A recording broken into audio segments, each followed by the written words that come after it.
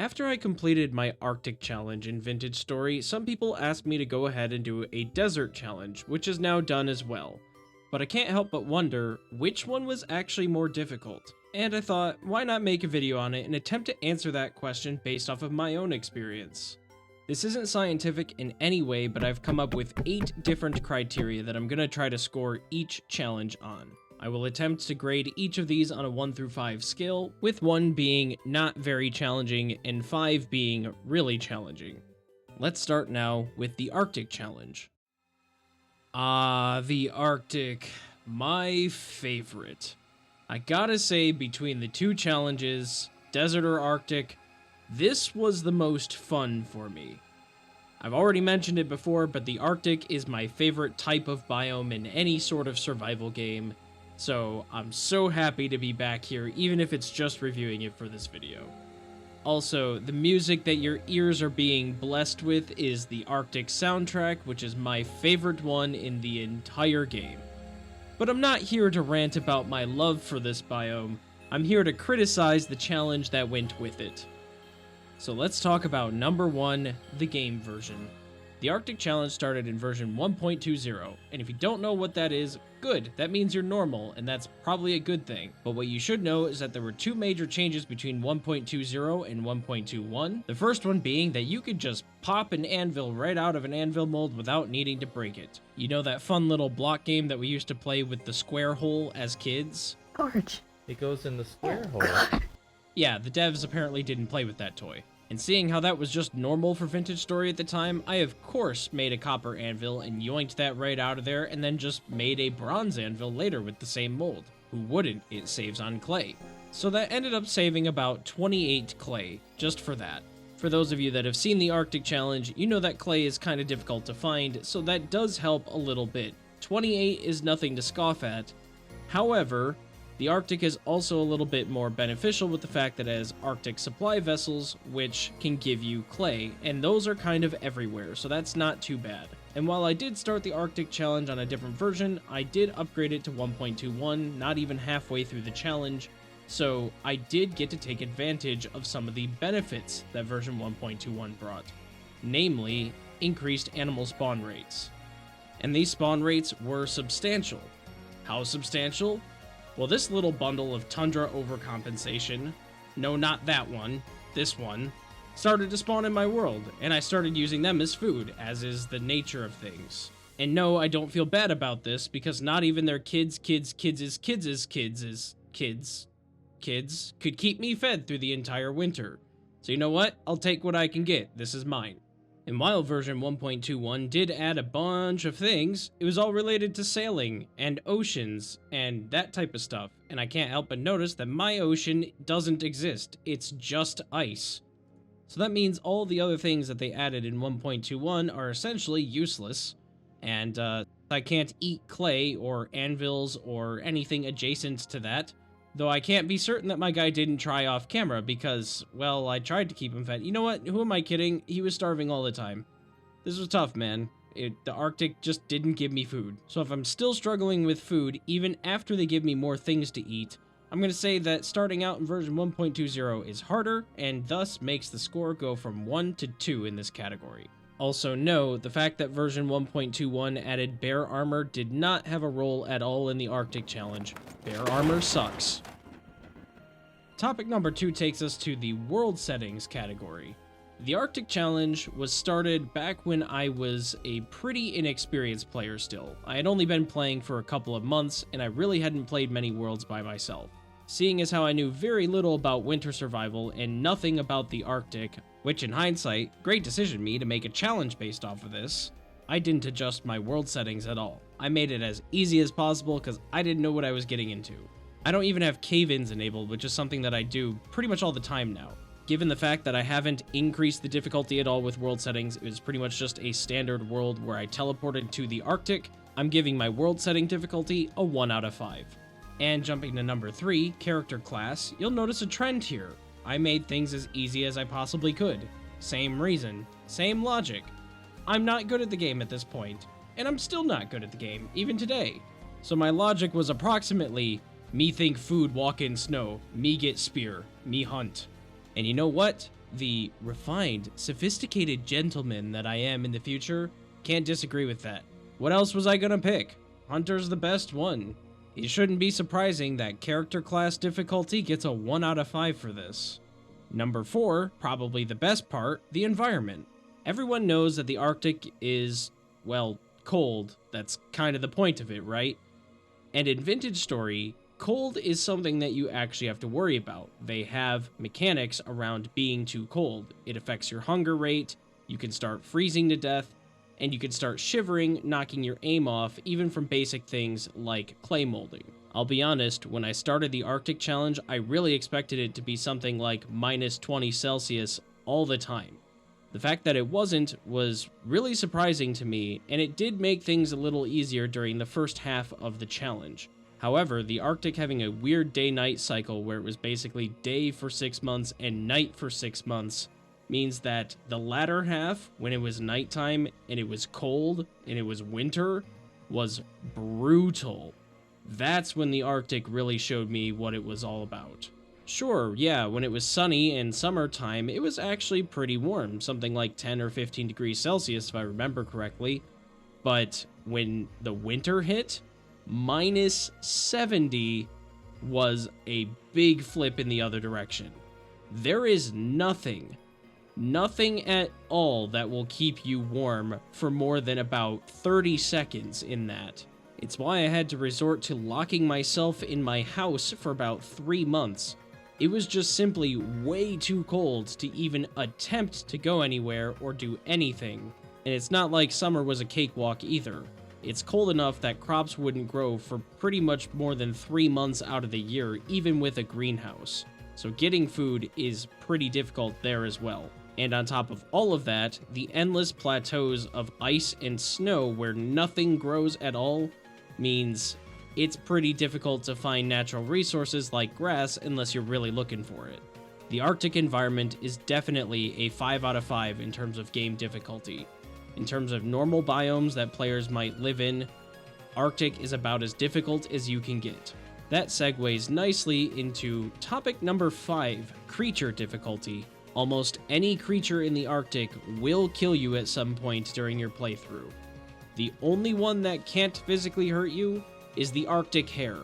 There are also foxes, which aren't too difficult, but for veteran players or beginner players that remember their first encounter with a fox when they were still learning the game, yeah, foxes will fight back sometimes, and they kinda hurt too. Every other herbivore creature, muskox, assholes, caribou, they all have the chance to fight back when you hit them, specifically the males because they're more aggressive, and they do tier 2 damage, just like your other neighbor in this biome will, the polar bear.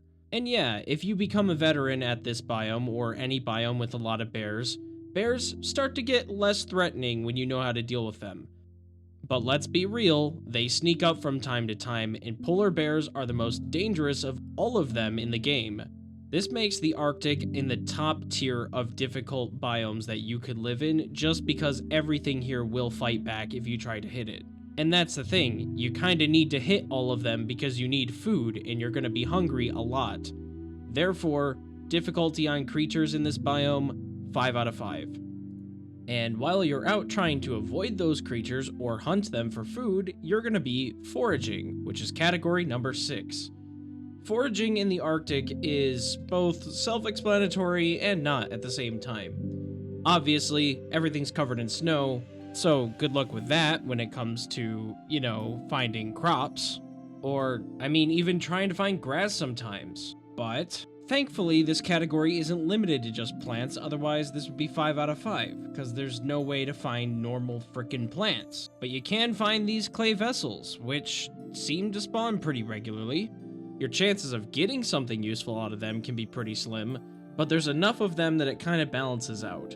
So, given the fact that the Arctic is hard to find resources naturally, it's definitely not a 1, but it's not exactly super hard either if you have decent enough luck. I'd say foraging-wise, the Arctic gets a 3 out of 5 probably. And in terms of resource generation, i.e., rocks and metals that you would actually care about to go mining for, the Arctic is pretty well loaded with it. At least if you know where to look, that is. I can't believe I'm saying this, but don't go mining in the giant walls of ice, because it turns out copper doesn't like to just generate in ice. Who would have thought about that? Not me. You might struggle to find a particular thing that you're looking for, like tin or maybe black coal, but it's not impossible to find. Each region seems to have a pretty good chance of spawning a material, but you're just going to have to keep searching those pockets looking for the material that you want. This one's a little bit harder to grade, honestly. On one hand, I found iron just by going through some random cave that I thought to explore looking for ruins, and it really wasn't even supposed to spawn there because when I went back and prospected, the chance of finding iron was actually pretty low. But you know, you get lucky sometimes, and I just happened to find some iron, which really helped me progress in this game. But then again, it was kind of hard to find bronze. I couldn't find tin for a really long time, not until after I had iron. And then when I found bismuth, it just happened to be in my backyard because that's the classic tale of vintage story, of course. But I searched a lot of areas trying to find tin or bismuth, several hours, and I finally found a little bit in a cave that happened to be with the locusts. I also feel pretty lucky because I found black coal and borax not far from where I decided to settle down, which I just think was lucky, honestly. If I had gone searching for black coal or borax, I probably wouldn't have found it. I don't know, it just was a bit weird. I'd say though that it does feel like in the Arctic they try to spawn the metals and rocks closer together since there's less viable area for you to actually mine because of all the glacial plateaus. So I don't know. I'm probably going to put this one at about a 2 out of 5, but it is debatable. And you know, part of the reason why it could have been difficult for me to find the metals that I was looking for is because of, well, number 8, player inexperience. If you are a fresh, brand new player to Vintage Story who barely makes it through winter, the Arctic is going to be difficult for you. There is no doubt about that. And truthfully speaking, I didn't start this challenge until I had played a few worlds already with friends or solo where I made it through at least one winter in each of those worlds. So I probably made it through a cumulative total of 3 winters. But things I was still pretty inexperienced at were like prospecting and understanding the rock strata and how ores generate. I still feel fairly inexperienced when it comes to that. Other things that were useful for the Arctic challenge were things like what the game considers a room and how to make a greenhouse, that type of stuff, because you kind of need to know that knowledge if you want to survive the cold. Basically what it comes down to, I think, for this category is how experienced you need to be in order for you to survive in the Arctic. I don't think the Arctic is so difficult that you need to be a pro, that you need to know all the little tricks in order for you to survive. But I do think that you need to have probably about a year, maybe 2 years under your belt in terms of Vintage Story time, so that you know what to do in extreme circumstances. Given that I'm kind of on the fence about how experienced you need to be, I'd say, just to be fair, we'll give the Arctic a 3 out of 5 for difficulty based off of your experience level. The more experienced you are, the easier it'll be. The less experienced you are, the harder it will be. You do need to have some knowledge, but you don't need to be an expert. That is the end of the Arctic Challenge scoring. Taking a look at all the scores and adding them up, we get an average score of 2.75 out of 5. Honestly, that kind of surprises me, and I'm happy that I'm grading things like world settings and character class and taking those into account, because I can see how you could really ramp up the difficulty just by adjusting the world or just by changing your character. Modern me would probably take this challenge and bump it up to wilderness survival difficulty with a different class like Clockmaker, just to make things a little bit more interesting. And of course, that would alter the score. And if we were to take that hypothetical scenario, bump it up so that, let's say there were 4 out of 5s instead of 1 out of 5s, that would bump this challenge difficulty up to a 3.5 out of 5 instead. A much more difficult challenge.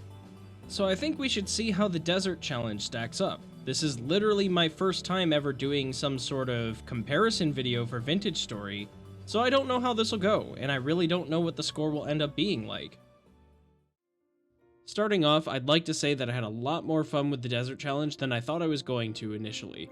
Because of the lack of heat mechanics in Vintage Story at the moment, The desert doesn't really have a lot to offer other than, well, kind of barren nothingness, and so I wasn't really sure if this was even going to be that fun of a run. I was pleasantly surprised. I was actually mistaken that a desert run is actually quite fun. It's just challenging in its own way.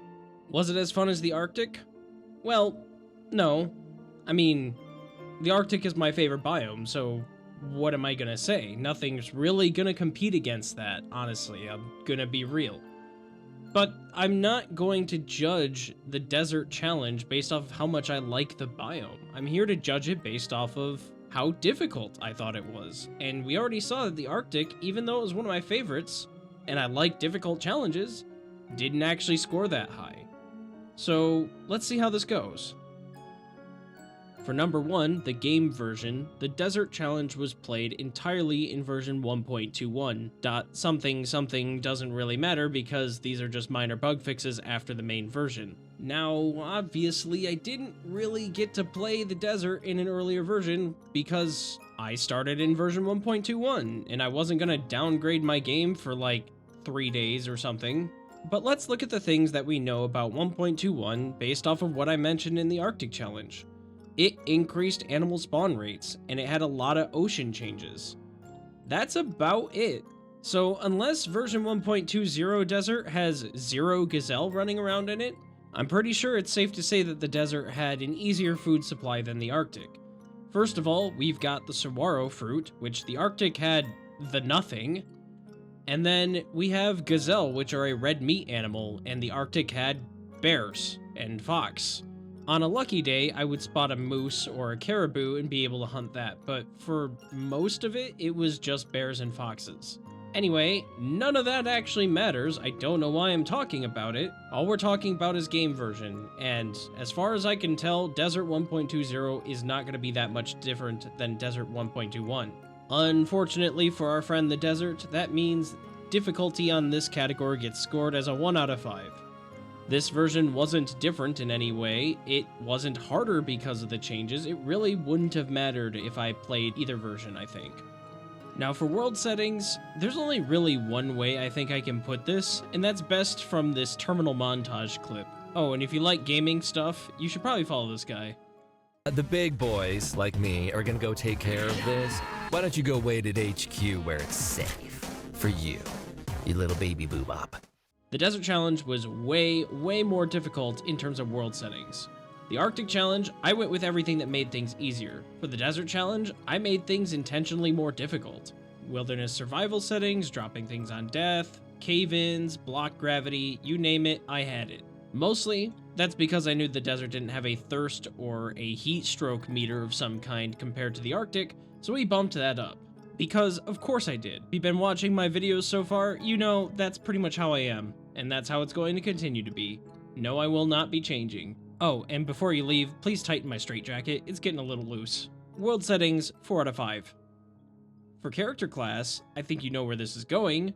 I chose Blackguard, something that is way more difficult than the Hunter. I wanted the increased hunger rate, I wanted the worst foraging, I wanted it to be difficult. This is a challenge after all, so that's what I did. Unfortunately for the fans of the Blackguard, I didn't get a chance to use his apparently really good sword and shield. That'll probably happen in year 2, but for now, I don't have iron or anything, so I can't make that. So he was just kinda bad. Yeah, he had a little bit more health, I guess, and that does come in handy when you're just starving through the wilderness the entire time. But, yeah, I can't really say that his pros were really that useful. Now, if I was truly going for the most difficult class, Blackguard probably isn't the best call, because there's something like the Tailor, which would get literally no use out of this entire playthrough since I don't have flax and can't do anything. So, yeah, the Tailor would actually probably be a little bit harder, but 2 things on that. 1, I'm already in the process on Twitch of streaming a no map challenge that's using a Tailor. And 2, well, this is more of a hindsight thing, but I don't really think his detriments would have really been that different. He gets less loot from foraging and from harvesting animals, and he has less health, but really with the abundance of animals that I was finding in this, and the fact that the Blackguard also has the less loot from foraging, This doesn't really make him that much more difficult, and then at the same time, you're missing out on the increased hunger rate that the Blackguard has. And I'm pretty sure that there's a way to argue that any class would have been harder if you find the right angle to look at it, but I will say that Blackguard was pretty difficult because of the increased hunger, and I didn't really feel any of the benefits, so I'm going to give this one a 4 out of 5. Moving on to the environment, let's not sugarcoat it, guys. I think you know that the desert is not as difficult as the Arctic when it comes to its temperatures and stuff like that. There's just really not that much in the game that is that challenging when it comes to super heat. Really, the most challenging things about this are that clay never spawns, which is just like the Arctic, and, well, there were some animals that didn't spawn, which actually only hurt this a little bit more, because I didn't even have any creatures that spawned that were hostile to me. So that also ties in with category number 5, the creature difficulty. I'm sure there's a zoologist out there that can tell me that gazelle are actually dangerous, but, you know, as many jokes as I make about the moose going to mess you up in the Arctic, yeah, no, the gazelle, they only run away. There's nothing ever. They're never hostile, they never attack. Like, I mean, the difficulty was bad. The thing that was most difficult in terms of creatures were the abundance of building traders and the strain that was causing on my mental sanity finding all of them. I know it's the scorching heat in the hyper-arid climate that are causing no hostile mob spawns, because normally you would find hyenas or maybe sun bears or panda bears or something. But yeah, they don't spawn here. 2 out of 5 for environment, 1 out of building trader for creatures. It's not difficult, except for seeing the name Sasha. The next category on this weird list that I've created is foraging, and I don't really know what to say about this. It's difficult, kind of, I guess. I mean, let's break it down for a second. A good amount of grass, some amount of trees, not really any difficulties getting to those things, and then having fruit that I can harvest from the cacti. Yeah, I mean, foraging-wise in that regard, it's fine. It's really not that bad, I suppose. The problem really comes in when you're trying to get the other materials. You know, like clay, and the reason why I had to pan for like a quarter of my life. Comparing that to the Arctic, I'll take the Arctic any day. I thought clay was difficult in the Arctic challenge when I ran it, but the fact that Arctic supply vessels are kinda everywhere, and there's nothing like that in the desert here, you have to rely on Vintage Story saying, here's a foraging vessel that doesn't have rocks and grass in it. And yeah, that never really happened with me. I don't know, maybe the foraging from being the Blackguard really hurt in terms of that stuff. But I never found good loot, except for the one cracked vessel that I had that had fire clay. So in a way, it's kind of the opposite of the Arctic challenge. The Arctic, I couldn't really find grass, and trees were fairly abundant as long as you knew where to look. But, like, I found clay and other stuff a lot more reliably. I even found medium fertility soil up there from the cracked vessels, whereas here, I had to struggle with low fertility soil and never finding clay, really. So, yeah, I mean, they're probably about equal, and I'd say 3 out of 5. The second to last category, just like the Arctic one, I know, shocker, is gonna be resources. And just like all other categories, I kinda have to grade this one by feel, like a blind man doing a driving test. And it's probably also going to crash and burn. So, feeling this one out, the desert doesn't really seem all that difficult, and neither really did the Arctic, that's kind of the thing. It's just different. The desert seems to have its resources more spread out. Copper isn't right next to each other, but also you have the entire landmass to search. You have all of this sand and stone that you can search through. The Arctic had a lot of ice, which really you couldn't search. That was basically dead zones. But it seems like they compensated by putting a lot more resources in the lowlands. I seem to find things more often there. And because I had to spend all that time panning in this challenge, like, it wore me out to the point where I made that terrible B-movie impression. And no, I'm not kidding, go watch that video, I guess, if you want to hear that. It's not good. But because of all that, I didn't even find iron. I didn't really have time to prospect in the desert. So, all I can say, really, is that I think the desert might have a slightly harder time than the Arctic, because for the Arctic, I never really felt like I needed anything other than the bronze. So I guess just by gut feeling, if the Arctic was a 2 out of 5, then the desert should be a 3 out of 5. And lastly, for player experience, or I guess inexperience, like I did for the Arctic, I don't know, maybe some of you thought that when I said the Arctic was going to be harder if you're inexperienced and easier if you're experienced, like, you were probably going, well, of course, that makes sense. But hear me out here, and I know somebody's already typed that comment and already posted it without getting to this point in the video, so I guess you can call them out on it if you see it. It'll be a fun little game that we can play. The amount of experience you need to survive the desert is not as crazy as it is in the Arctic, and that's simply just because there's less factors you have to worry about. We already talked about the dangerous creatures. The fact that the Arctic has a lot of bears and other creatures that will attack you, and the desert doesn't, means, hey, you don't really need to know how to deal with that. You just need to know how to take down some gazelle.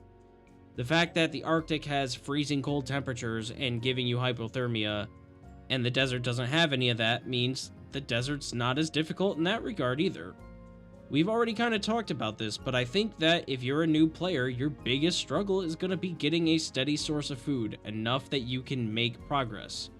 And fortunately, the desert seems to have large herds of gazelle in lots of places, and if you're really stuck, trading is an option in this challenge, and it wasn't in the Arctic. So I have to say that the desert gets a slightly less score. If the Arctic got a 3 out of 5, then the desert gets a 2 out of 5 on this one. Now that we've scored the entire desert experience as well, adding everything up and averaging it out, we get a 2.5 out of 5. Which means, between the two challenges that I did for myself, I'm saying that the Arctic challenge was slightly more difficult than the desert. But that's only taking into account the settings of the Arctic and the desert challenges like I've mentioned. If you go play the Arctic one on higher difficulty than what I did, you're gonna have a harder time. Again, this is one of those things that seems kind of obvious when I say it out loud, but you know what I mean, right? It's more difficult than the desert. So if we're going to increase the difficulty of the Arctic even more, you're going to have a way harder time than the desert. But there is hope for you desert enthusiasts that want to see the desert usurp the Arctic. There is likely going to be a time when they will patch in some sort of heat stroke and thirst mechanics or something like that. And when they do, that would be a good time for me to come back and actually do another desert challenge of some kind in the way distant future.